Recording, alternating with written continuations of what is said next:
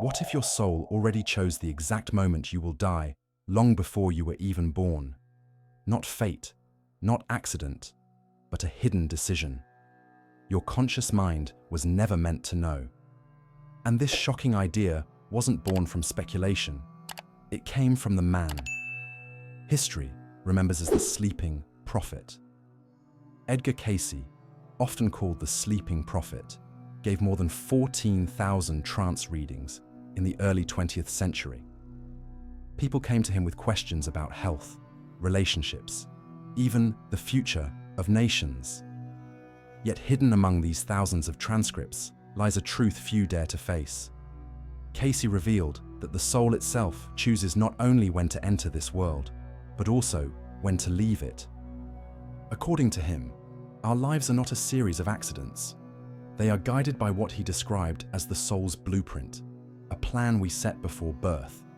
This blueprint outlines the lessons we need to learn, the people we need to meet, and yes, even the possible exits we might take when our mission here is complete.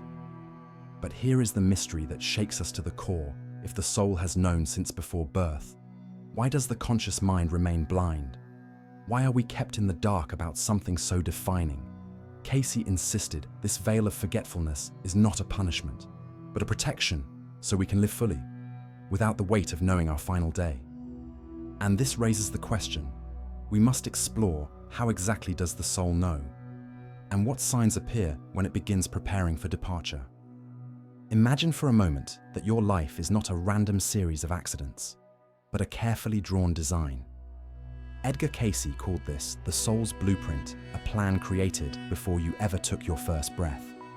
This blueprint doesn't dictate every detail, but it sets the stage, the key relationships, the major lessons, and yes, even the possible exits you might take when your mission here is done. Now, here's the part that unsettles us. If a blueprint exists, then your departure isn't chaos, it's coordination. You are not walking blind towards some random end. Your soul already carries the map. And yet, your conscious mind is kept in the dark, because living with full awareness of the end would paralyze your ability to truly live. Cayce described this blueprint not as a fixed script, but as something more fluid, like a GPS system with multiple routes. You might take the direct path, or you might wander through detours, but the destination is the same. In this design, your soul places several exit ramps along the way, moments when leaving would make sense spiritually. And here's the point that stirs the heart. Your soul doesn't time your death, it times your completion. Think of it like booking a flight. You know the destination is set, but you could board the early flight, the later flight, or even change connections along the way. You'll still arrive. The choice of when depends on when your purpose is fulfilled, when your lessons are complete, and when your departure would serve the highest good.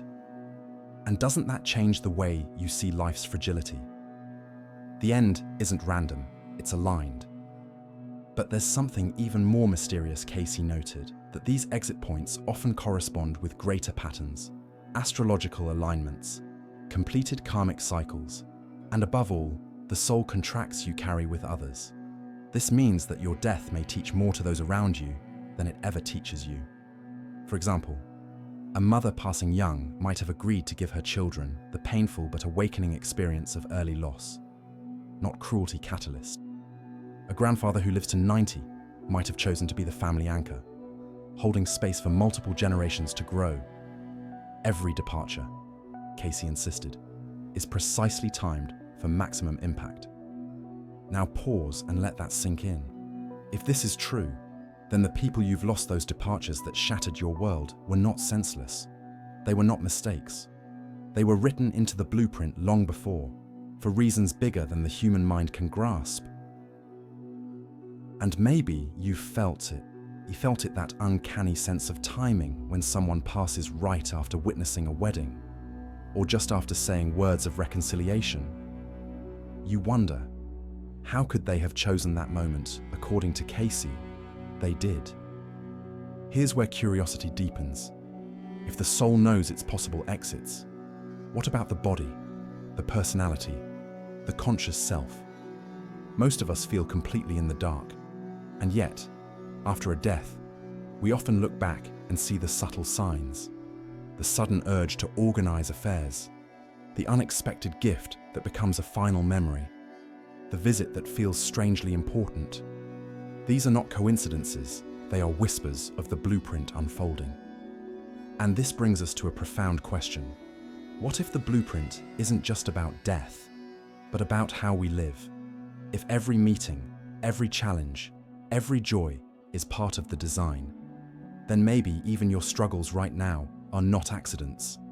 They are waypoints on the map your soul created, and the exit that comes only when the purpose of this chapter has been fulfilled. So ask yourself, have you noticed the patterns? Have you seen the strange timing of departures? Or felt that eerie knowing that someone was preparing to leave? Cayce would say you've glimpsed the blueprint in action. And remember, it's not the end. Your soul prepares, it's the completion. If the soul's blueprint holds the exits, then what happens in the months leading up to departure? Cayce believed there is a subtle calendar, a quiet countdown, written not in clocks, but in the language of the soul itself. Edgar Cayce called this the turning inward, a mysterious shift that often begins 6 months to 2 years before death. It is not marked by illness alone. It is a change in energy, a gentle withdrawal from the external world towards something unseen. And here lies the first touch point. Many who are close to death begin to live as if their roots are pulling back into the seed, just as a tree withdraws its sap before winter. During this time, you may notice small but striking changes. The person who always dreamed of next year's vacation suddenly loses interest. The one who collected possessions begins giving them away. The tireless planner grows strangely content to let go. These are not acts of despair. They are whispers of completion. And here's the point that grips us. This withdrawal is not coincidence, it is preparation. Consider this real case. A man, seemingly healthy, suddenly felt an urge to reconnect. He visited old friends, called distant relatives, and lingered in conversations as if every word mattered. Weeks later, he passed unexpectedly, and those left behind said in awe, "It's like he knew." This is the second touch point, the uncanny sense that the soul prepares long before the body shows any sign. And perhaps you've witnessed it yourself. Have you seen it? That strange peace, that surge of unfinished visits. Cayce explained that in these months, the soul begins to practice leaving. At night, during dreams, the soul makes more frequent visits to the other side. Dreams of deceased relatives become common. Vivid scenes of travel airports, train stations, boats ready to depart fill the sleep of the one preparing. These are not just symbols, they are rehearsals. And here's the third touch point. What looks like random dreaming is often the soul quietly packing for its journey home. And the signs continue. There is the distant gaze, a look not quite here, not quite gone, as if the eyes are focused on a horizon no one else can see. There is the sudden sorting of memories, the completion of old conversations, the forgiving of debts that once seemed unforgivable.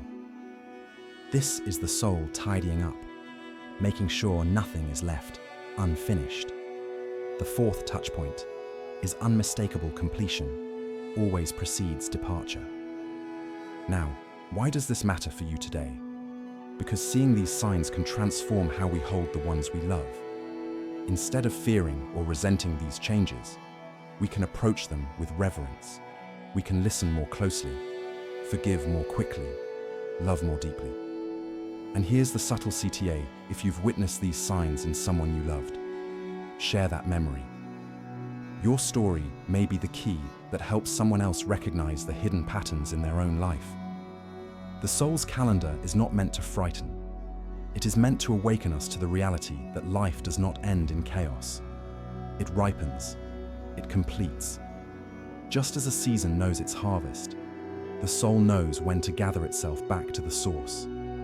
And perhaps the greatest touch point of all is this: when you see these signs, you are witnessing not the approach of an ending, but the unfolding of a sacred completion. But if the soul begins preparing months, even years in advance, Cayce revealed there is also a far more mysterious moment, a narrow passage of just 3 days, when the veil thins and the soul lives between two worlds. Cayce called it the opening of the veil, a sacred interval of about 72 hours before the soul's chosen departure. In this period, the person is here and not here, present yet already leaning into eternity. And here lies the first touchpoint in these final 3 days. The soul broadcasts signals that ripple through the lives of those it loves most. You may have heard stories like these. Someone suddenly feels compelled to call an old friend and learns days later that friend has died, or a daughter who feels an irresistible urge to visit her mother, arriving just in time to say goodbye. These aren't coincidences. According to Cayce, they are the soul's way of sending out energetic pulses, a kind of cosmic roll call. And the second touchpoint is unmistakable in the 3-day window. Goodbyes often arrive as sudden urgencies, dreams, or visitations. This is also when something extraordinary happens within the departing soul. Cayce described it as the life preview, not the full review after death, but a glimpse of the completed tapestry of their life. In these hours, they see how the threads of joy and pain, failure and triumph have all been woven into a pattern of meaning. And if you've ever watched someone in their final days, you may have seen it as strange clarity, a sudden smile, a look of wonder in their eyes. This is the third touch point. The peace that descends is not from the body. It is the soul beholding its own design. And yet, these moments are not only for the departing. They are also for us, the ones who remain. The signals, the visits, the sudden calls, they are invitations. Invitations to pay attention, to complete conversations, to offer forgiveness, to speak the words of love that might otherwise go unsaid. The fourth touchpoint is deeply personal when the soul sends its signals. It is asking you to lean in, to listen, to answer. Think of the timing of deaths you have witnessed. Have you noticed how often someone holds on until after a grandchild is born, or until a reconciliation takes place? How often do they pass just after a long-time partner, as if they were waiting? These patterns are not made by the body, they are orchestrated by the soul. And this is the fifth touchpoint. The timing of departure often reveals love, operating with a wisdom beyond our conscious mind. So, what does this mean for us who are still living? It means that when you feel that strange urge to visit someone, when you dream of a loved one who is near the threshold, when you sense the energy shift in the room, you are brushing against the veil itself. It means you are being invited into the sacred choreography of departure. If you have ever felt these mysterious urgencies or witnessed such clarity in the final hours, share your story. Your experience might be the light that helps another recognize the signs when they appear in their own life. The 72-hour window is not a countdown of fear. It is a revelation of connection, a reminder that love does not vanish in the final breath, but gathers its strength to reach across dimensions. And perhaps the most comforting touchpoint of all is this: most goodbyes are whispered long before they are spoken, because the soul wants us to know we were never left behind. If the final hours reveal the soul's peace, there is still one haunting question. Why would some souls choose to leave through suffering, through illness, or through tragedy, instead of quietly slipping away in their sleep? Cayce's answer was both unsettling and deeply illuminating. He taught that the soul does not always choose an easy exit. Sometimes it chooses the harder road, and here lies our first touchpoint. A painful death is not punishment. It is participation in a greater lesson. The first reason is karmic balance. A soul that once inflicted pain may choose to experience pain itself, not because the universe is cruel, but because wisdom requires seeing both sides of the equation. What is lived in the body is carried into eternity as understanding. And here's the second touchpoint: suffering. In Cayce's view, can complete the unfinished lessons of justice and compassion. The second reason is that difficult departures often become powerful teachers for the living. A child who dies young may awaken an entire community to compassion. A parent lost to illness may inspire new paths of healing or charity. Their departure becomes a seed that sprouts transformation in others. This is the third touch point. Sometimes one soul agrees to carry suffering so that hundreds more may awaken. And then there is the path of accelerated growth. Cayce described this as the advanced course of the soul. To maintain faith, peace, and love while enduring pain is to accomplish in one lifetime what might otherwise take several. Harder, yes, but faster. The fourth touch point is clear. A difficult death can become the soul's most rapid evolution. Now, let us pause. This does not mean we should glorify pain or deny the heartbreak it causes. Grief is real. Loss tears at the heart. Cayce never said suffering was easy or desirable. Instead, he reframed it. The hardest exits may carry the deepest meaning. And this is the fifth touch point, the one that matters most when death feels senseless. It may in fact be carrying a hidden sense known only to the soul. And if some souls choose the difficult road for their own growth or for the awakening of others, Cayce revealed another profound truth. No soul departs entirely alone. The moment of leaving is bound to the hearts of those it loves most. Cayce taught that the soul's departure is rarely a solitary act. It is part of a web of agreements made long before birth, what he called sacred contracts. And here lies our first touch point. Your soul does not choose the moment of leaving without also considering the readiness of those bound to you. This is why, time and again, people linger on the edge of death despite unbearable suffering. Their bodies are frail, yet something holds them here. And then, in a quiet room, a son or daughter whispers, "It's okay, you can go." Within hours, the soul departs. The second touch point is unforgettable. Sometimes a single word of release becomes the key that opens the door. But why does this happen? Cayce explained that on the soul level, there are contracts between loved ones. These contracts determine not only how we live together, but how we part. In some agreements, one must be present at the bedside to witness. In others, absence itself is part of the plan, because letting go might be easier if a certain person is not there. And here's the third touch point: who shows up and who does not is not chance, it is choreography. Think of the deaths you have seen. Was there someone who arrived at the perfect moment, or someone who mysteriously could not be there? These are not random accidents of timing. They are the unfolding of promises made long before. The fourth touch point is piercing. Every departure is a collaboration between souls, even when it feels unbearably lonely. And this is what transforms grief. If the moment of death is part of a sacred contract, then the goodbyes we speak, or the ones we cannot, are woven into a larger design. The burden of guilt lifts. The story of loss gains meaning. The fifth touch point is the one that heals. Your presence or absence at a loved one's final breath was not a failure. It was part of the agreement your souls made together. If death itself unfolds through sacred contracts, then Cayce revealed there are also unmistakable signs, subtle symptoms of the soul loosening its grip, clues that whisper the journey has already begun. According to Cayce, long before the final breath, the body and spirit begin to signal that departure is near. These are not medical diagnoses. Doctors may find nothing wrong. Instead, they are spiritual symptoms, subtle but powerful indicators that the soul is preparing for its release. And here lies the first touch point. The signs of departure are often hidden in plain sight, waiting for those with eyes to see. One of the most striking is what Cayce called the distant gaze.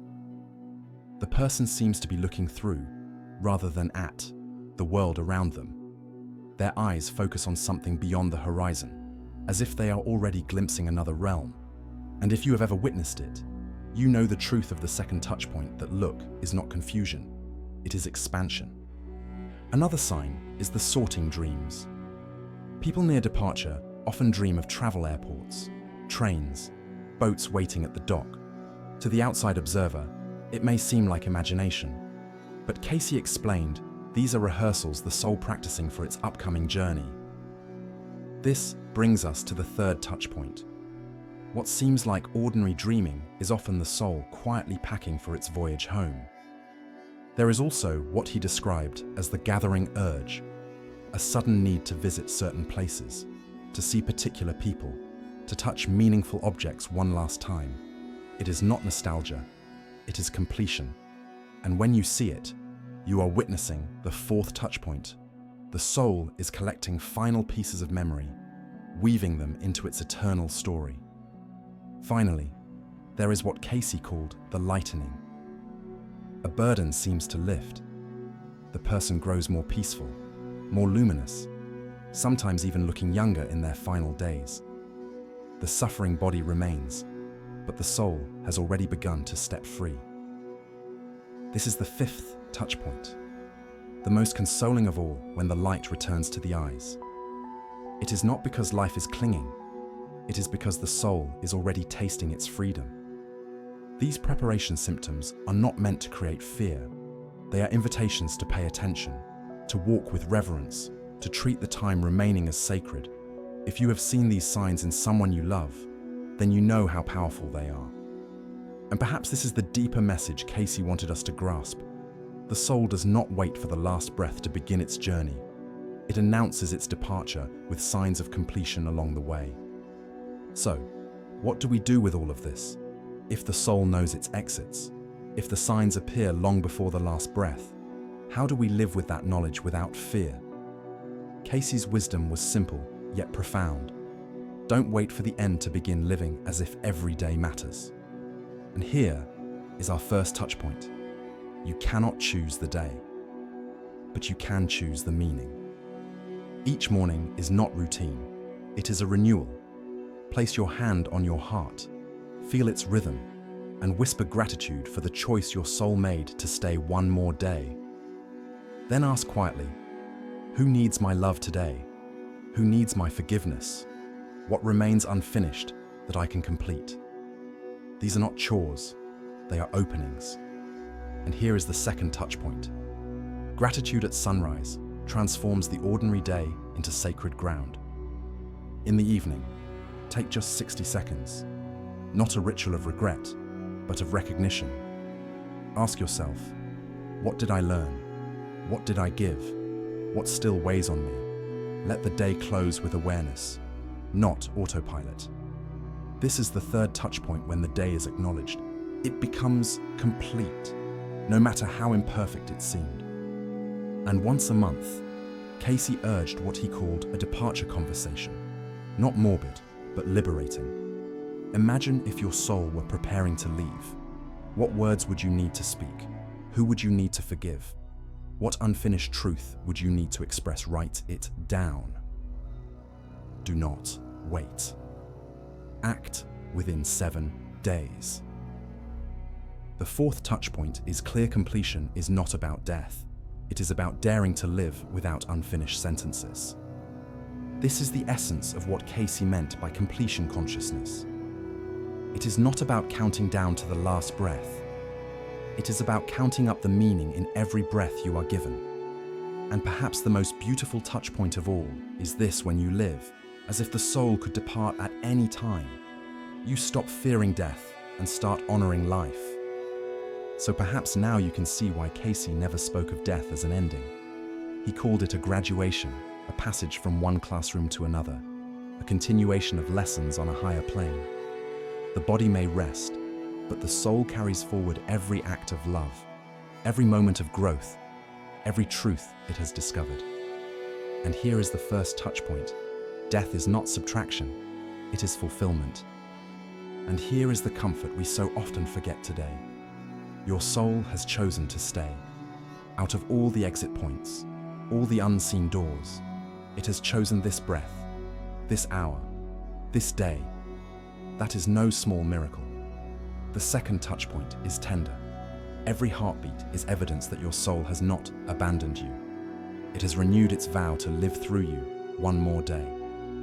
So let this mantra settle deep within you. Not dying, completing. Not ending, but becoming. Today, my soul has chosen to stay. When you remember this, the fear softens, the grief finds its place, and what remains is the quiet courage to honor the day you have been given. Because you are not here by accident. You are here by choice, the choice of your soul, made in love. If these truths have stirred something within you, if you've ever noticed the mysterious signs before a passing, the dreams that felt like goodbyes, or the uncanny timing of a loved one's last moments, I invite you to share your story in the comments. Your experience may be the very light someone else needs in their own season of grief. And if you wish to walk further on this path of discovery, join us here each week as we explore Cayce's wisdom and the deeper mysteries of the soul. Subscribe, not just to follow a channel, but to walk with a community of seekers who, like you, are learning to see death not as an ending, but as a sacred completion. Remember this as you go, you are not here by accident. Today, your soul chose to stay.